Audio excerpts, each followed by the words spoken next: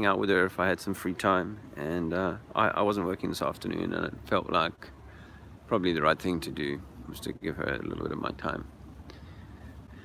So I titled this video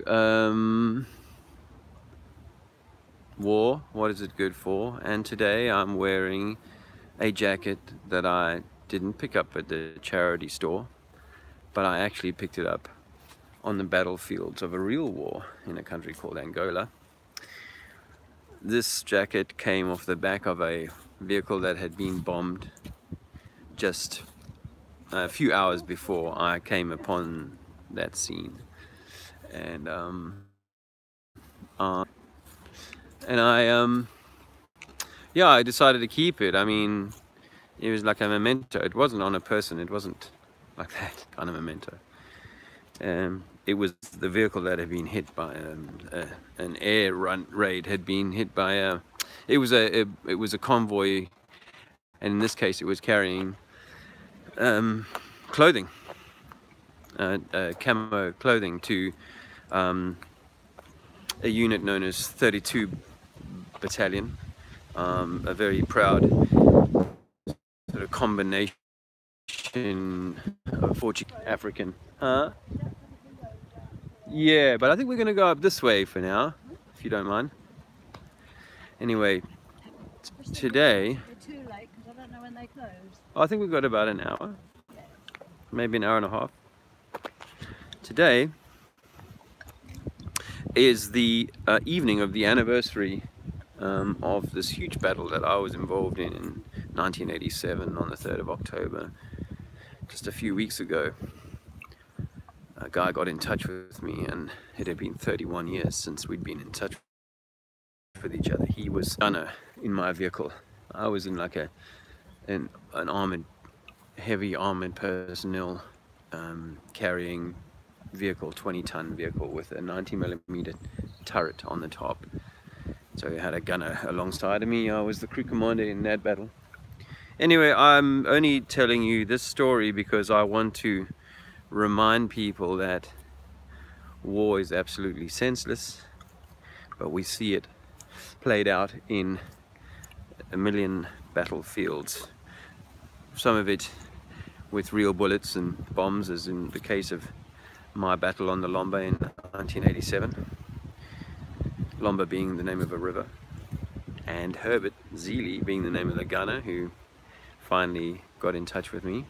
Well, we made contact just the other day, and I'm sending him a copy of my book tomorrow. I'll sign it tomorrow, given that it's the anniversary of that monumental battle.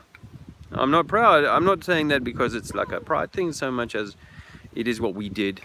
We were propagandized like everybody else, and we had to do national service in South Africa 2 years, and in those 2 years I was taught to become a killer, and in my case we actually spent 3 months on the front line and in serious battles,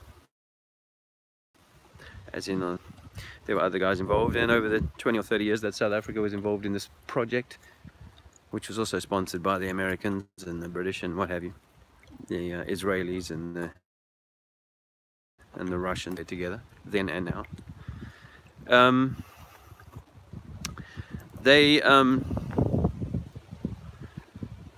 There's been many boys have gone that way, and not only in South Africa, and then we see it today in the other big battlefield, which is to do with Islam. So where is it all leading? I go down to Speaker's Corner, some people listening to this will know, and on a Sunday, Hyde Park in London, and there I find a microcosm of what's going on in the world, which is a lot of my shit is right and your shit is wrong, and that I feel so strongly about that we can't really get along.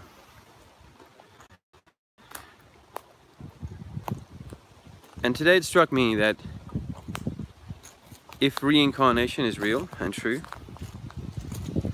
then somewhere along the line this lady's karmic baggage will come back in her family line. If we pass on war to our children, then we ourselves will be born into a state of war when we reincarnate. So it seems to me we should seek ways of setting aside this warring mindset. But I realize now that there's a massive mountain to climb, because the damage that has been done to the psyche over generations, oh, that's quite a mountain to climb. Anyway, I'll keep it short as I'm out walking with Shirley, and I don't want to be too rude. I want to say hello to my friends. No. Shirley's so sweet. Well, thanks for watching, and we'll say goodbye from up here. Where are we? Don't ruin your film. You won't crack my camera. I've had it reinforced. Uh-huh. Don't worry.